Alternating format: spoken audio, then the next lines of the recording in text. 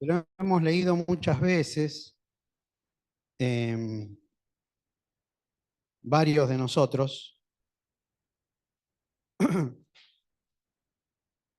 y que creo que a todos nos gusta, ¿no? Porque nos deja enseñanzas muy, muy lindas, y que es la parábola del hijo pródigo.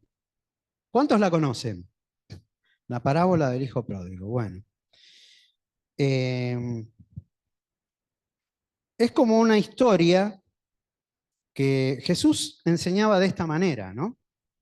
Contaba a veces para ilustrar, para que quede bien claro, contaba como una especie de cuento, una especie de historia, que dejaba bien clara cuál era la enseñanza que él eh, quería que le llegue, ¿no? A los que le escuchaban. Así que entre tantas de esas está esta, la parábola del hijo pródigo. Pródigo. Antes que nada podemos orar por la palabra. Ahora que vamos a leerla. Señor, queremos ponernos en tus manos, queremos depender de ti para entender tu palabra, no de nuestro razonamiento, no de nuestros pensamientos, sino de tu Espíritu Santo, que nos alumbre el entendimiento y que podamos aprender lo que tú nos quieres enseñar. Señor, nos ponemos en tus manos y atamos a toda voz mentirosa, toda voz de engaño, toda voz que se opone a la predicación de tu palabra. En el nombre de Jesús ordenamos que se callen y que se vayan. En el nombre de Jesús, amén. Así que bueno, acá en esta historia hay tres protagonistas principales. Un padre, el hijo mayor y el hijo menor. Así que, bueno, vamos a leer. Dice Jesús, ¿no? Dice, también dijo, un hombre tenía dos hijos y el menor de ellos dijo a su padre, Padre, dame la parte de los bienes que me corresponde, y les repartió los bienes. No muchos días después, juntándolo todo, el hijo menor, este que le había pedido la parte de la herencia que le correspondía, juntándolo todo, el hijo menor se fue lejos a una provincia apartada y allí desperdició sus bienes viviendo perdidamente.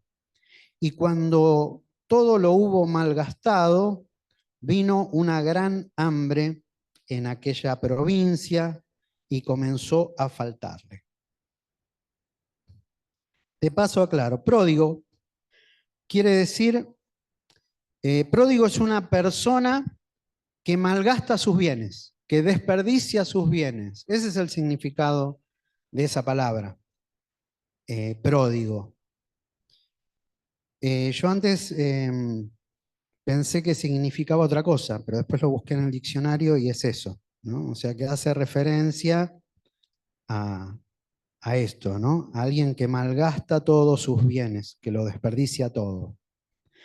Y entonces dice que cuando hubo malgastado todo, vino una gran hambre en aquella provincia y comenzó a faltarle.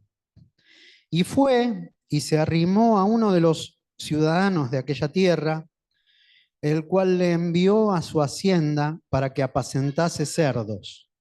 Y deseaba llenar su vientre de las algarrobas que comían los cerdos, pero nadie le daba. Y volviendo en sí, dijo, ¿cuántos jornaleros en la casa de mi padre tienen abundancia de pan y yo aquí perezco de hambre? Me levantaré e iré a mi padre y le diré, Padre, he pecado contra el cielo y contra ti. Ya no soy digno de ser llamado tu hijo. Hazme como a uno de tus jornaleros. Y levantándose vino a su padre, y cuando aún estaba lejos, lo vio su padre, y fue movido a misericordia y corrió y se echó sobre su cuello y le besó. Y el hijo le dijo: Padre, he pecado contra el cielo y contra ti, y ya no soy digno de ser llamado tu hijo. Pero el padre dijo a sus siervos: Sacad el mejor vestido y vestidle, y poned un anillo en su mano y calzado en sus pies. Y traed el becerro gordo y matadlo y comamos y hagamos fiesta, porque este mi hijo muerto era y ha revivido. Se había perdido y es hallado. Y comenzaron a regocijarse. Y su hijo mayor estaba en el campo, y cuando vino y llegó cerca de la casa, oyó la música y las danzas. Y llamando a uno de los criados, le preguntó qué era aquello. Él le dijo: Tu hermano ha venido, y tu padre ha hecho matar el becerro gordo por haberle recibido bueno y sano. Entonces se enojó y no quería entrar. Salió, por tanto, su padre y le rogaba que entrase. Mas él, respondiendo, dijo al padre: He aquí tantos años te sirvo, no habiéndote desobedecido jamás, y nunca me has dado ni un cabrito para gozarme con mis amigos. Pero cuando vino este tu hijo que ha consumido tus bienes con rameras, has hecho matar para él el becerro gordo. Él entonces, o sea, el padre le dijo: Hijo, tú siempre estás conmigo y todas mis cosas son tuyas, mas era necesario hacer fiesta y regocijarnos, porque este tu hermano era muerto y ha revivido, se ha perdido y es hallado. Amén. Bueno, eh, qué interesante la historia que Jesús cuenta, ¿no?, a los que le seguían. Qué hermosa historia, ¿no? Y yo pensaba que Jesús vino para darnos a conocer al Padre. Él siempre quería que todos se acerquen al Padre y lo conozcan. Entonces, esta historia habla de eso, habla del carácter del Padre. Y les cuenta esta historia para que ellos sepan del amor del Padre, ¿no? Porque los judíos, que era el pueblo que estaba escuchando, digamos, esta parábola, estaba muy acostumbrado a tener una imagen de Dios muy distante, muy lejana, y también una imagen de un Dios que castigaba, que desataba su ira, ¿no? Eh, que no perdonaba. Esa era la idea de, de este pueblo, ¿no? Pero Jesús vino a dar a conocer al Padre. Y, y en ese dar a conocer cuenta esta historia. Pero no solamente esta historia nos cuenta del carácter del Padre, ¿no?, sino también de sus hijos, de cómo cada uno se conducía eh, en esta relación con su padre. Dice que el hijo menor un día le pidió a su padre lo que le correspondía por herencia y el padre se lo da, y entonces él al poco tiempo junta todo y se va lejos. Se va y malgasta todo. Todo lo que el padre le había dado lo malgastó, lo desperdició, como cuenta la historia, ¿no? Y, y bueno, vino un hambre grande en, en esa región, y él consigue un trabajo cuidando cerdos, Y era tal su situación que él deseaba poder comer lo que comían los cerdos. Fíjense al punto que había llegado, ¿no? Eh, los cerdos comían y él anhelaba poder comer eso, ¿no?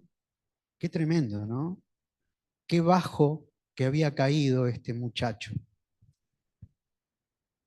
Habiendo tenido tanto y habiendo malgastado todo, quedó en esa situación. Pero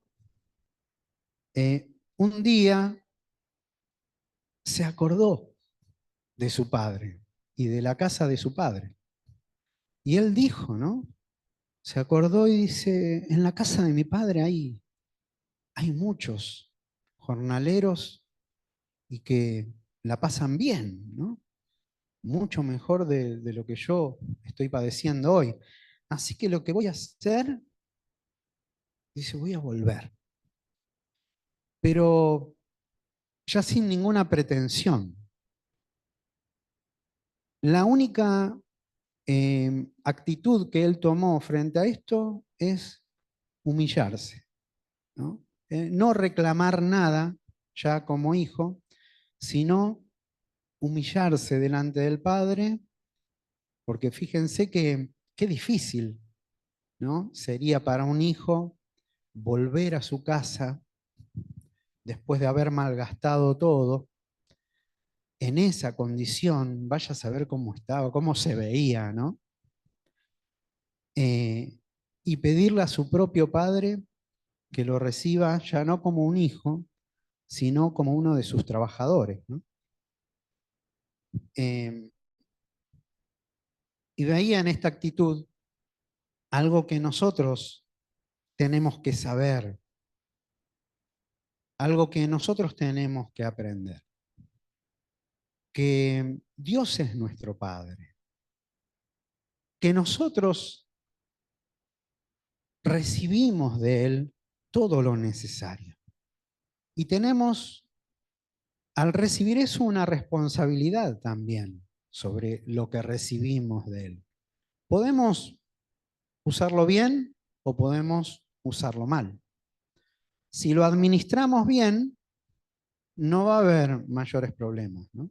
Ahora, si lo administramos mal, vamos a caer en un pozo donde nos va a ser muy difícil salir, al punto de que nos va a parecer imposible salir de allí.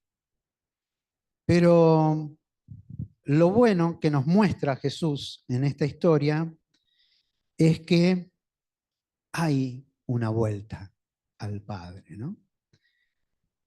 Y que la actitud de esa vuelta tiene que ser así, de humillación, de humildad, ¿no? Ya no pretendiendo, ya no reclamando, sino reconociendo que Él ya no merece nada, ¿no? Así que Él así volvió a la casa de su padre. Pero su padre, y acá volvemos de nuevo a- al carácter de Dios, ¿qué hace, no? Lo ve desde lejos lo ve, lo reconoce, era su hijo, aunque tal vez muy cambiado, aunque tal vez su aspecto muy deteriorado, el padre lo ve y sabe que era su hijo. Entonces, no, ni siquiera espera que llegue. Dice que él sale corriendo al encuentro, ¿no? Y que se echa sobre su cuello y lo besa, ¿no? Y lo recibe. Y entonces el hijo hace lo que tenía pensado hacer. Padre, he pecado contra el cielo y contra ti. No soy digno de que me llames tu hijo. Te pido que me tomes como uno de tus jornaleros. Pero dice que el padre no hizo caso, no se detuvo en eso, ¿no? Sino que lo besó y mandó, dio órdenes, ¿no? a traer el mejor vestido, un anillo, calzado, ¿no? Y además matar el becerro más gordo y hacer una fiesta. Qué tremendo, ¿no? Qué sorpresa para este muchacho, ¿no? Él tal vez hasta pensaba, si me dice que me, que me vaya, y tiene razón, ¿no? Si no me reconoce ya más como su hijo, tiene razón. Por eso me voy a presentar de esta manera. Y sin embargo, ¿cómo fue la actitud del padre? El padre nunca dejó de ser su padre, nunca dejó de amarlo, nunca dejó de esperarlo y cuando lo vio se llenó de alegría, desbordó de alegría y por eso mandó a vestirle con la mejor ropa y hacer una fiesta, ¿no? Qué tremendo que es el amor de Dios. Podemos caer tan bajo, pero nuestro Padre nos sigue esperando, nos sigue anhelando, sigue deseando nuestra vuelta, nuestro regreso a Él. Qué tremendo, ¿no? Qué bárbaro. Es, es muy, muy grande el amor de Dios, ¿no? Y Jesús intentando con esta historia eh, hacerles entender que el Padre no era un Dios castigador, no era un Dios que desataba su ira así porque sí, sino que era un Dios de amor, un Dios que nos anhela, un Dios que nos perdona, un Dios que nos restaura, un Dios que hace todo, todo lo necesario para que nos volvamos a Él, ¿no? Tremendo. Yo varias veces conté, yo lo viví en carne propia esto, porque yo dejé al Señor un tiempo largo. eh, no voy a decir el motivo porque hasta me suena como una excusa, ¿no? Pero me alejé del Señor. Y me alejé tanto, tanto, que yo quedé convencido, convencido, con todo lo que eso significa, que yo ya no podía regresar a Dios.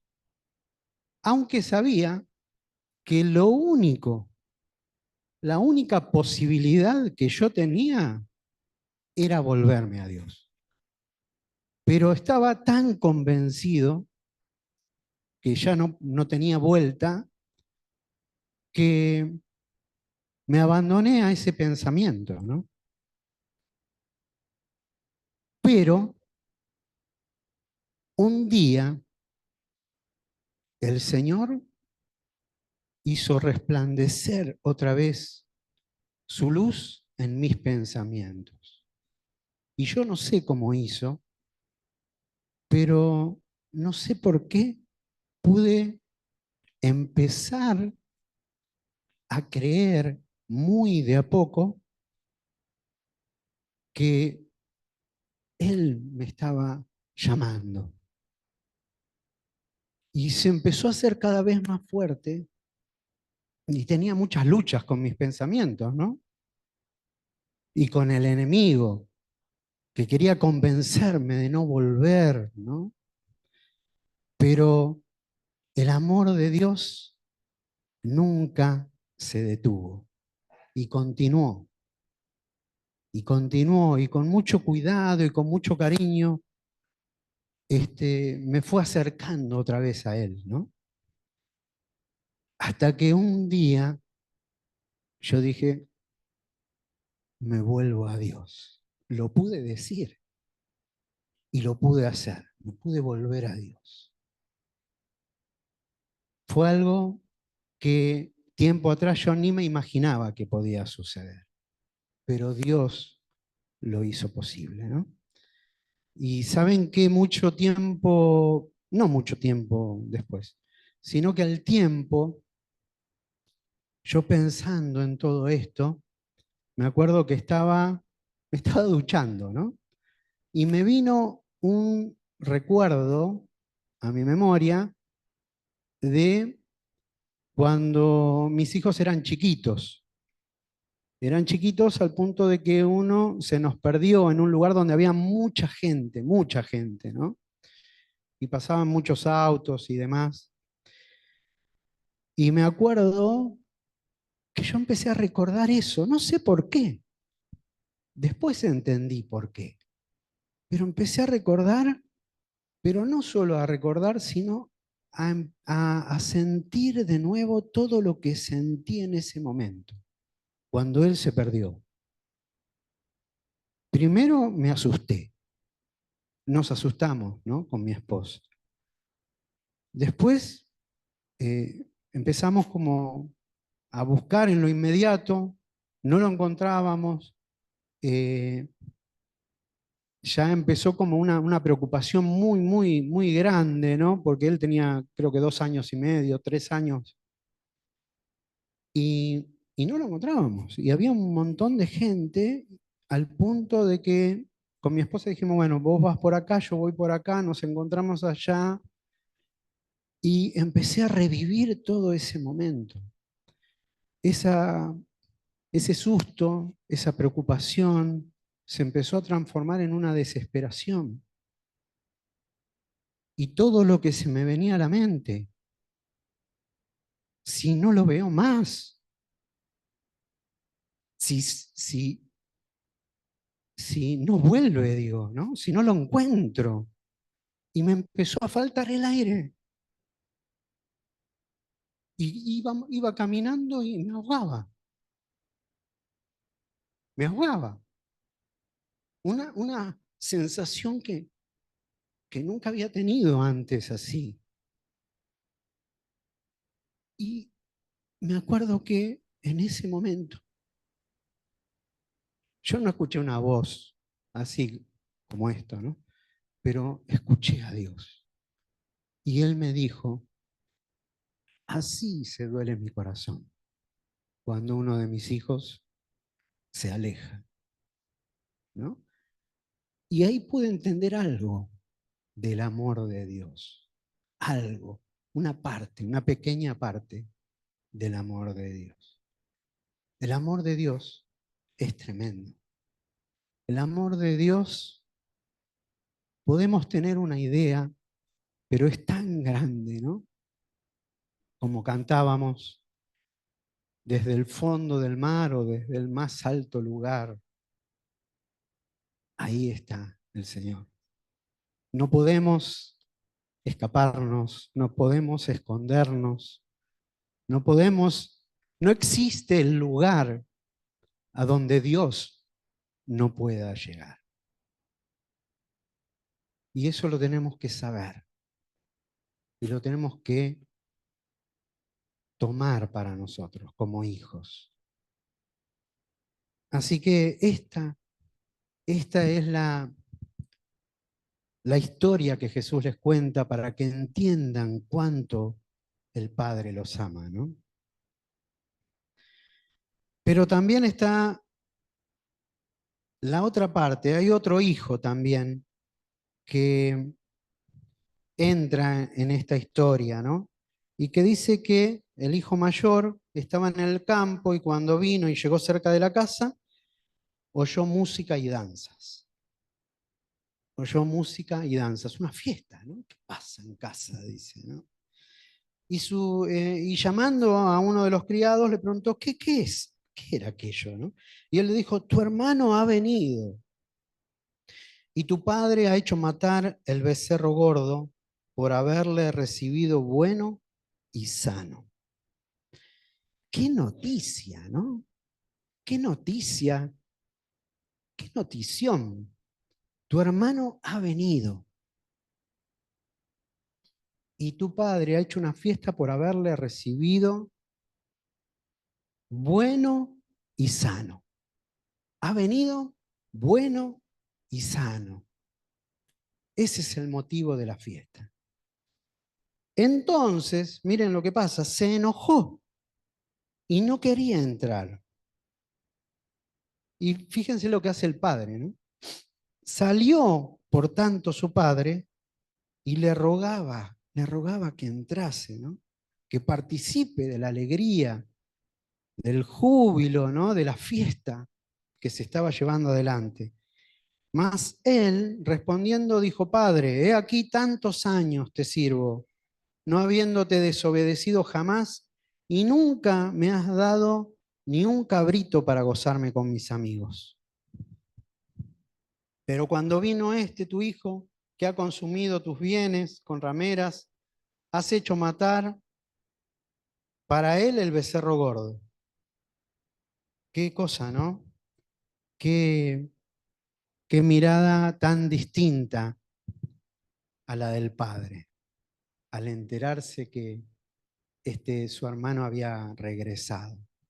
Se enojó. Fíjense, el padre se había alegrado tanto que mandó a hacer una fiesta. Y este otro se enojó. Se enojó y le empieza a decir, y describe cuál es su postura, ¿no? Y parece hasta que tiene razón incluso. Y dice: tantos años yo siempre estuve con vos, ¿no? Nunca te desobedecí, jamás, dice, y no me diste ni un cabrito para alegrarme, para hacer una fiesta con mis amigos. Esa era su idea, que el padre a él no le había dado nada, que parecería como que él no tenía nada. Y le reclama, ¿no? Y viene este que malgastó todo y haces una fiesta, matás al becerro más gordo, le dice, ¿no? Y fíjense lo que le dice el padre, ¿no? Le dice: hijo, tú siempre estás conmigo y todas mis cosas son tuyas. Qué tremendo, ¿no? Qué importante es saber esto para poder alegrarnos con el otro, para que cuando al otro le va bien, podamos alegrarnos nosotros también. Cuando nosotros no conocemos esta verdad, podemos llenarnos de sentimientos oscuros. Al otro le va bien y a mí me da envidia. Al otro le va bien y yo no me puedo alegrar. ¿Por qué?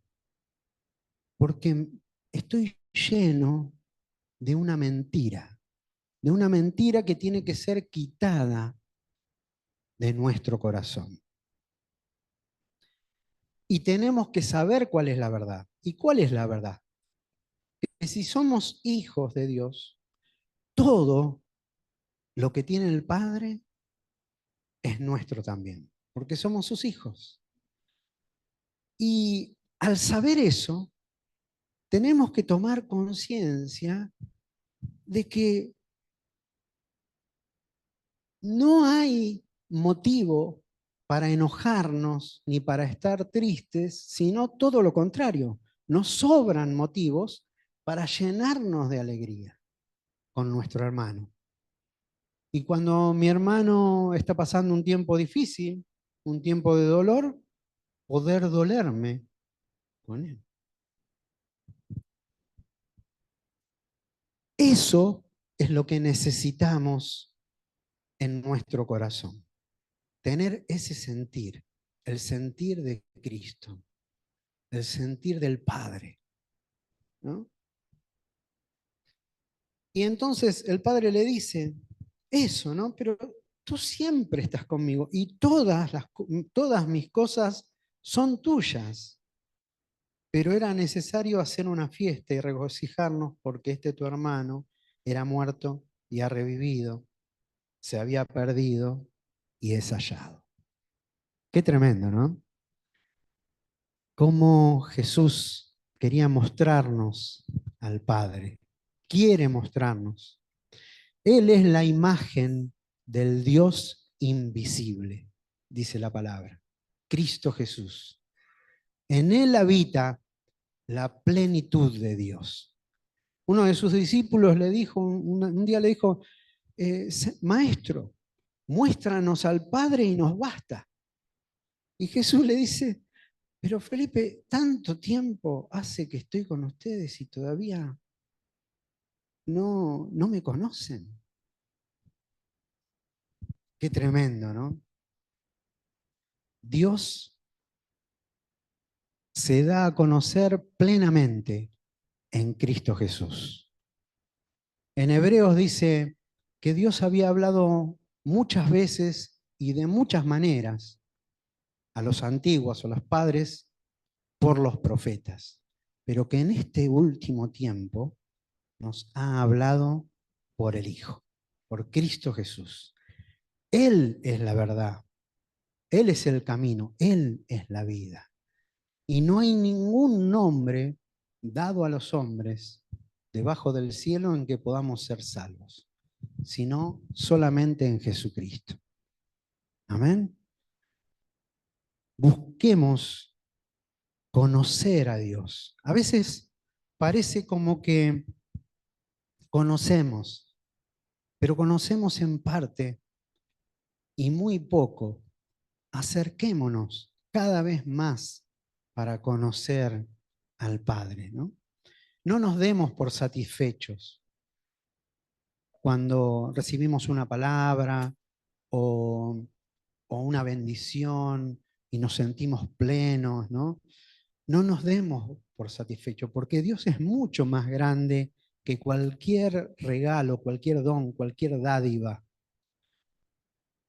Dios es mucho más grande de lo que cualquiera de nosotros podamos imaginar. Busquemos conocer a Dios, porque en Él se encuentra la verdad. Y dice, Jesús dijo, conocerán la verdad y la verdad los hará libres.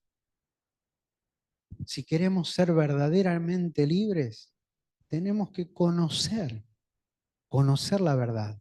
¿Y quién es la verdad? Cristo. ¿Y quién habita plenamente en Cristo? El Padre. Amén.